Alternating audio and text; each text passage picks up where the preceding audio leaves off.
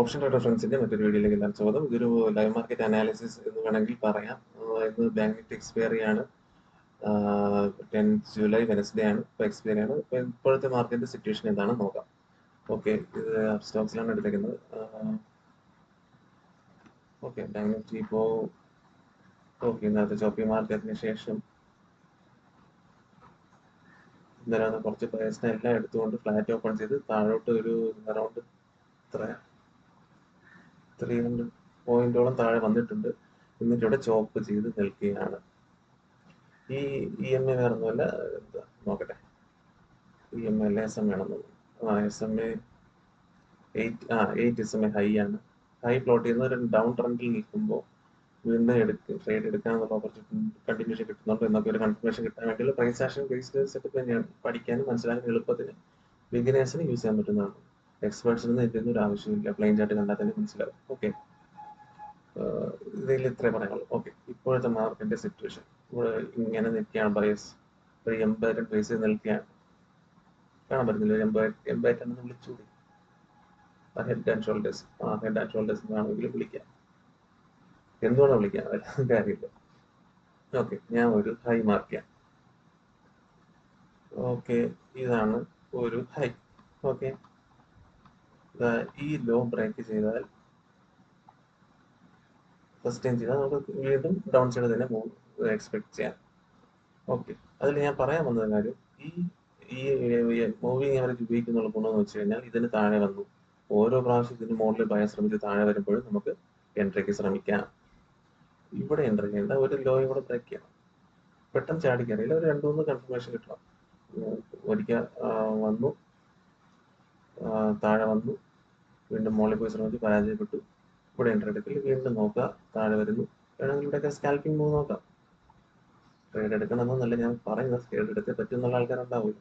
ആർക്കാണെങ്കിൽ ഇവിടെ ഒരു ലോ വെച്ചിട്ട് എന്തുകൊണ്ട് സ്കാൽപ്പിംഗ് മൂവ് എടുത്തു? 131 പോയിന്റായി. ഓക്കെ, അങ്ങനെ പറഞ്ഞാലും ഓപ്ഷൻസ് ഒന്നും പറഞ്ഞാൽ എന്താ അവിടെ നിന്ന് റിയാക്ഷൻ വരുന്നുണ്ടോ ആലോചിക്കാം.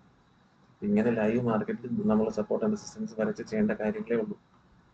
ഓക്കെ, ലൈവ് മാർക്കറ്റ് വരയ്ക്കുന്നതാണ് സപ്പോർട്ട് ആൻഡ് റെസിസ്റ്റൻസ്. അപ്പോൾ അതിന് കുറച്ചുകൂടെ ലൈവ് മാർക്കറ്റ് ഇംപ്ലിക്കേഷൻസ് ഉണ്ടാവും. നമുക്ക് കറക്റ്റ് കണ്ട് പഠിക്കാൻ ഒരു പ്രൈസ്. ഇപ്പൊ വരച്ചില്ലേ ഉള്ളൂ, അവിടെ ഒന്ന് റിയാക്ട് ചെയ്യുന്നുണ്ട്. പക്ഷെ ഇവിടെ തിരിച്ചൊരു മുകളിൽ പോകുന്നതാണോ? പോവാതിരിക്കാം. അതിന് ഇതൊക്കെ ഈ മൂവിങ് ആവറേജ് മറ്റൊക്കെ ഉപയോഗിച്ച് നമുക്ക് കൺഫർമേഷൻ എടുക്കാം. ഇതുവരെ ഇതിനകത്ത് സ്കാൽപ്പിംഗ് മാത്രം നോക്കാം. നോക്കട്ടെ ഇനി എങ്ങനെയാണ് മാർക്കറ്റ് ബിഹേവ് ചെയ്യാന്നുള്ളത്. വീണ്ടും ബയേഴ്സ് വന്നു, ഇവിടെ സെല്ലേഴ്സ് ഡോമിനന്റ് ആയി. ഇവിടെ നമുക്കൊരു സ്കാൽപ്പിംഗ് ട്രേഡ് നോക്കായിരുന്നു. മെയിൻ ഹോൾഡിംഗ് നോക്കുന്നത് ഈ ലോ ബ്രേക്ക് ചെയ്ത് പോകണം. അവിടെ നമുക്ക് ബ്രേക്ക് ചെയ്ത് വീണ്ടും റീടെസ്റ്റ്, ഇതുപോലെ ബയേഴ്സ് ശ്രമിച്ച് പരാജയപ്പെടുമ്പോൾ അവിടെ എടുക്കണം. ഓക്കെ, ഇപ്പോഴും ഒരാൾ പരാജയപ്പെടുമ്പോഴേ വിജയിക്കുന്ന ആളുടെ കൂടെ നമ്മൾ പോകണം.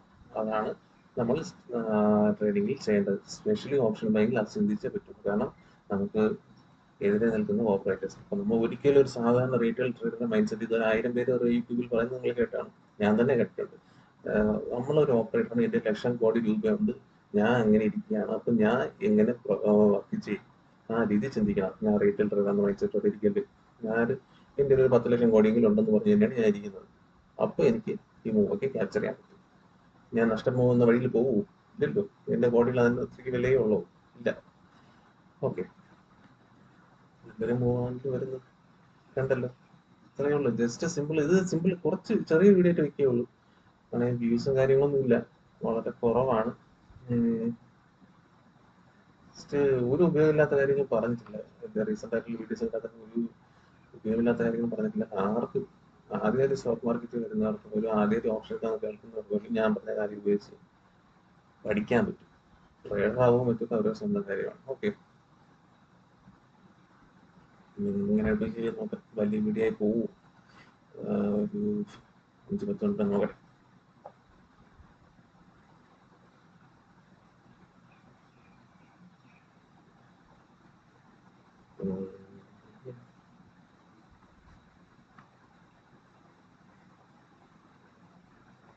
ഇതിൽ കുറെ ടൂൾസ് ഒക്കെ കാണുന്നില്ല, ഞാൻ അതെല്ലാം ഒന്നും ഉപയോഗിക്കാറൊന്നുമില്ല. ബുക്ക് മാർക്ക് ചെയ്തിട്ടുണ്ടെന്നേ ഉള്ളൂ. കൂടുതൽ യൂസ് ചെയ്യുന്ന ട്രെൻഡ് ലൈൻ യൂസ് ചെയ്യാറുണ്ട്, ഇതൊന്നും യൂസ് ചെയ്യാറില്ല. എളുപ്പത്തിന് വേണ്ടിയിട്ടേക്ക് ഇതൊക്കെ എടുത്ത് വെച്ചാൽ ട്രേഡർ ആവാനൊന്നുമില്ല. ഇവിടെ ബയസ് വരുന്നു, അവർ ശ്രമിക്കുന്നുണ്ട്. ഞാൻ 2 മിനിറ്റ് ടൈമാണ് യൂസ് ചെയ്യുന്നത് കേട്ടോ. ഇൻട്രാഡേക്ക് 1 into ഒക്കെ മതി. 5 യൂസ് ചെയ്യുന്ന പറഞ്ഞ ഒരു കുഴപ്പമില്ല. നമുക്ക് ഏതാണോ എന്താ പറയുക നമ്മുടെ കണ്ണിന് ഏതാണ് കംഫർട്ടബിൾ എളുപ്പം അത് യൂസ് ചെയ്യാം. ബയസ് തോറ്റുകൊണ്ടിരിക്കുകയാണ്. തോറ്റു ശ്രമിക്കുന്നുണ്ട്.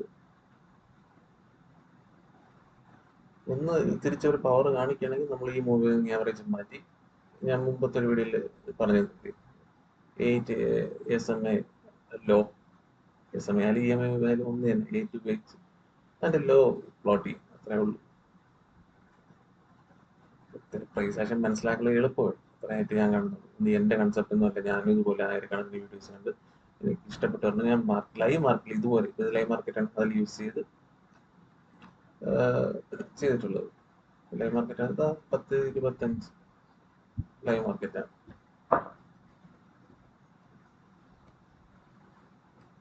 ഈ ലോ മാറ്റാൻ സമയമായി.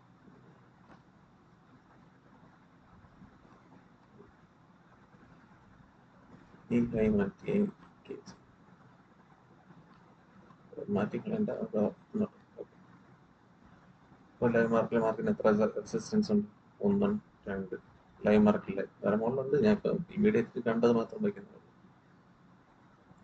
തിരിച്ച് ഇവിടെ വന്ന് ബയസ് ട്രൈ ചെയ്ത് വീണ്ടും റെഡ് ക്യാൻഡിൽ ഉണ്ടാക്കണമെങ്കിൽ വീണ്ടും എടുക്കാൻ പറ്റും. ബാങ്ക് നിഫ്റ്റിയിൽ എപ്പോഴും ഒരു സ്പോട്ട് ചാർട്ടിൽ അല്ലെങ്കിൽ ഫ്യൂച്ചറിൽ അതിൽ 100 പോയിന്റ് ക്യാപ്ചർ ചെയ്യാൻ നോക്കണം. ഒരു 50 പോയിന്റോളം പ്രീമിയത്തിൽ തോന്നും. അതിനുവേണ്ടി എപ്പോഴും ശ്രമിക്കുക. ബാങ്ക് നിഫ്റ്റിയിൽ 1000 പോയിന്റ് മൂവ് ചെയ്യുമെങ്കിൽ 1000 പോയിന്റ് കിട്ടിയാൽ പറ്റുമെന്ന് പറഞ്ഞിരിക്കാൻ പാടില്ല. ഓക്കെ,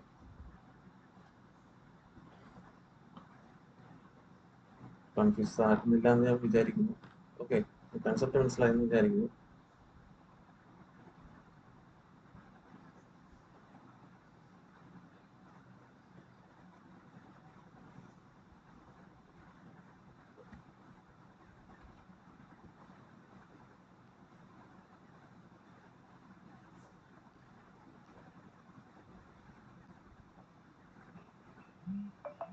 ഞാൻ പറഞ്ഞല്ലോ ബയസ് കൊണ്ടുവരും.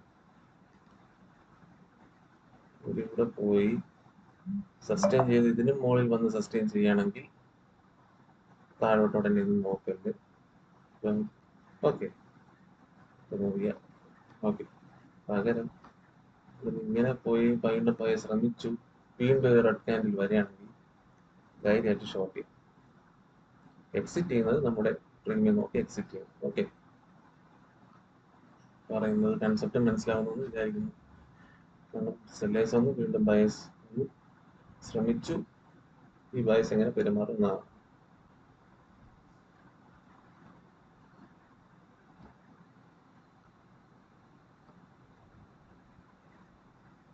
ഞാൻ വീഡിയോയിൽ ഇരിക്കേണ്ട കാര്യമാണ്, ഞാൻ മനസ്സിലായത് പറഞ്ഞതെന്ന് വിശ്വസിക്കുന്നു. വീഡിയോ ലെങ്ത് കൂട്ടിയിട്ട് കാര്യമില്ല, കാണുന്നവരും കുറവാണ്.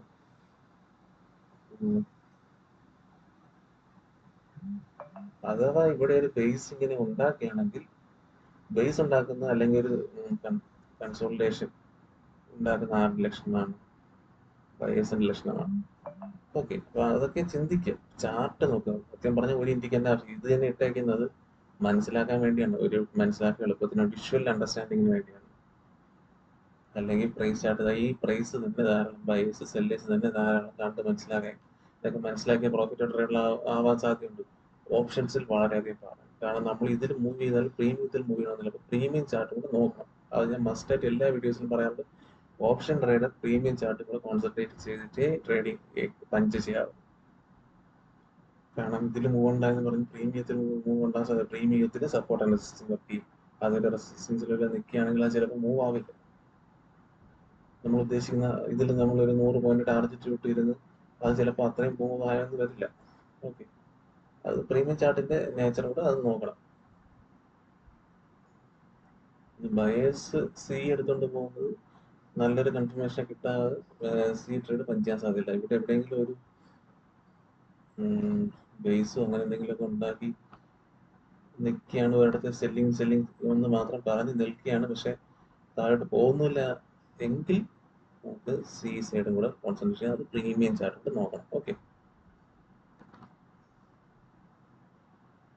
എല്ലാവർക്കും മനസ്സിലാകുന്നു വിചാരിക്കുന്നു. നോക്കുക, എന്തെങ്കിലും സംശയം ഉണ്ടെങ്കിൽ ചോദിക്കുക. നിങ്ങളെ പോലുള്ള ഒരു ആള് തന്നെയാണ്, ഞാനും ഇതൊക്കെ ഇട്ട് തന്നെയാണ് നോക്കുന്നത്. എനിക്ക് അത്ര എക്സ്പെർട്ട് ഒന്നും ആയിട്ടില്ല. ഇപ്പോഴും ഓരോന്നും ഞാൻ ഓരോ ആൾക്കാരും പഠിക്കും, ഒരുപാട് വെബിനാർസിൽ പങ്കെടുക്കാറുണ്ട്, ഇപ്പോഴും പങ്കെടുക്കാറുണ്ട്. കാരണം പുതിയ അറിവ് കിട്ടിയാലെന്ന് മാത്രമേ നോക്കൂ. ഇപ്പോഴും പഠിക്കാനുള്ള മൈൻഡ് കാണിക്കുക. കണ്ടില്ല, ഇവിടെ താഴോട്ട് വീഴുന്നില്ല, പകരം കൺസോളിഡേറ്റ് ചെയ്യാൻ ശ്രമിക്കുന്നുണ്ട്. ബയർ വന്നു, പക്ഷെ സെല്ലർ തിരിച്ചു വരുന്നു. നോക്കട്ടെ, വിൽക്കാനില്ല, അങ്ങനെ B J P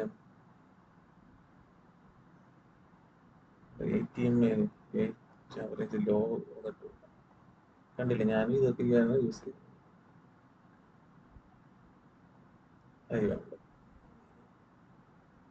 law, okay, ഞാൻ മുമ്പത്തെ വീഡിയോയിൽ പറഞ്ഞ പോലെ ഇപ്പൊ ഞാൻ 8 SMA ലോ ആണ് പ്ലോട്ട് ചെയ്തത്.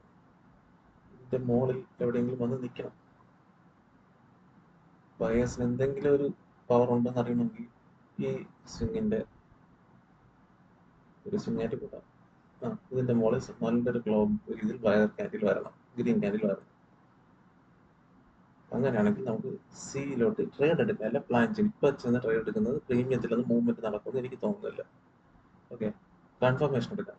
പക്ഷേ ഓക്കെ, അതുകൊണ്ട് ഒരു ഗ്രീൻ ക്യാൻഡിൽ അല്ല ഗ്രീൻ ലൈൻ ആക്കിക്കളാം, മനസ്സിലായിരിക്കുകയാണ്. ഓക്കെ, പക്ഷേ നമ്മുടെ എവിടെ ഹൈ കിട്ടും?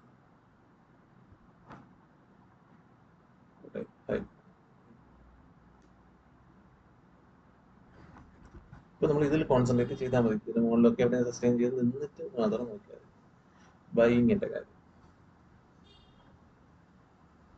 സെല്ലേഴ്സിന്റെ കൺട്രോളിൽ തന്നെയാണ്. കൺസോളിഡേഷൻ ആണ്. ഒരു എത്ര സമയം തൊട്ട് 10-23 തൊട്ട്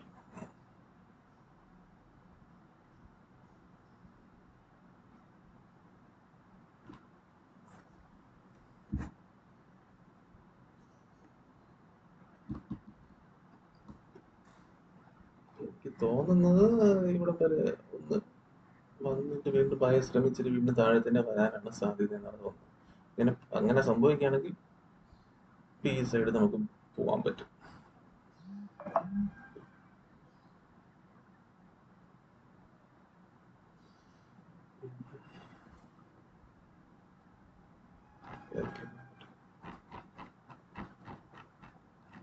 നമ്മൾ ഓപ്ഷൻ ട്രേഡേഴ്സിനെ എപ്പോഴും പറ്റുന്ന അബദ്ധം എന്ന് വെച്ച് കഴിഞ്ഞാൽ, പ്രത്യേകിച്ച് ബിഗിനേഴ്സിന് വന്ന് ഇന്ന് തന്നെ പൈസ ഉണ്ടാക്കണം, ഇപ്പൊ തന്നെ ഉണ്ടാക്കണം, ഉള്ള കടങ്ങളിലെ ഇങ്ങനെ തീർക്കണം എന്നൊക്കെ വിചാരിച്ചിരിക്കുമ്പോൾ അങ്ങനെയൊക്കെ പറ്റുമായിരുന്നെങ്കിലും അത് എല്ലാവരും ഇതുകൊണ്ട് ജീവിക്കുന്നവരുണ്ടാവുള്ളൂ. ഇത് പണക്കാർ മാത്രമേ ഉണ്ടാവുള്ളൂ.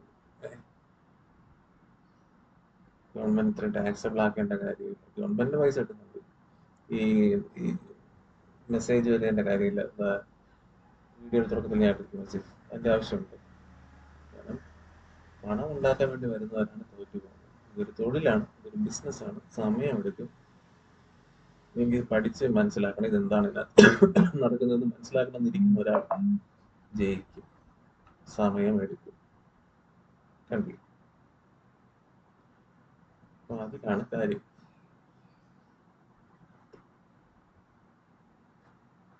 ഇത് റെഡ് ക്യാൻഡിൽ ആയിട്ട് വരുമോ?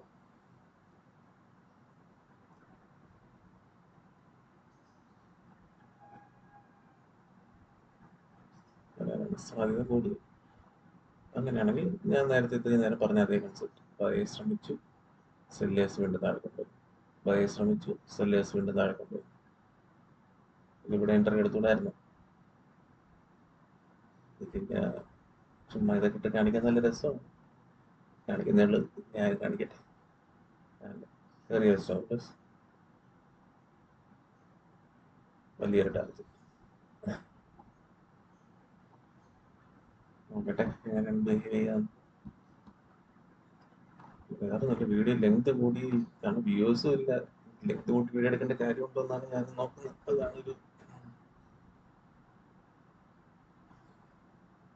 നിങ്ങളുടെ മുമ്പേ ലൈവ് മാർക്കറ്റിൽ ഞാനിന്ന് വരച്ച ലൈൻസ് ആണ്. അതൊക്കെ എങ്ങനെയാണ് മാർക്കറ്റ് റിയാക്ട് ചെയ്യുന്നത് നിങ്ങൾ തന്നെ കാണുന്നില്ലേ? ഞാൻ നേരത്തെ വരച്ചിട്ടതാണ്, ഇപ്പം വരച്ചിട്ടതാണ്. ലൈവ് മാർക്കറ്റ് നമ്മൾ വരച്ച ലൈൻ നമ്മൾ മാർക്കറ്റ് റെസ്പോണ്ട് ചെയ്യുന്നത് നമുക്കൊരു ഹാപ്പിനെസ് ആണ്.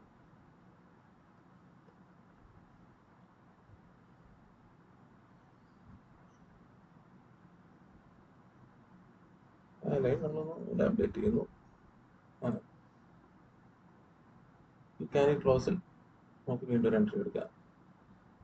ഞാൻ പറഞ്ഞ കൺസെപ്റ്റ് വെച്ച് പരാജയപ്പെടുകയില്ലെന്ന് എനിക്കറിയില്ല. ഇതാണ് ഒരു കൺസെപ്റ്റ്. ശ്രമിച്ചു, സെല്ലേഴ്സ് വന്നു, നമുക്ക് എൻട്രി എടുക്കാം. ശ്രമിച്ചു, സെല്ലേഴ്സ് വന്നു, വീണ്ടും ഒരു ഡൗൺ സൈഡ് എൻട്രി എടുക്കാം.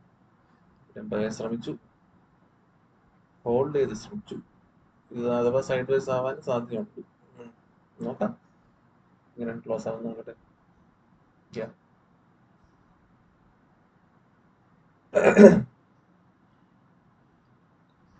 ഓക്കെ, ഞാൻ പറയേണ്ടത് പറഞ്ഞ് വ്യക്തമാക്കി മനസ്സിലാക്കിയെന്ന് എനിക്ക് തന്നെ തോന്നുന്നുണ്ട്.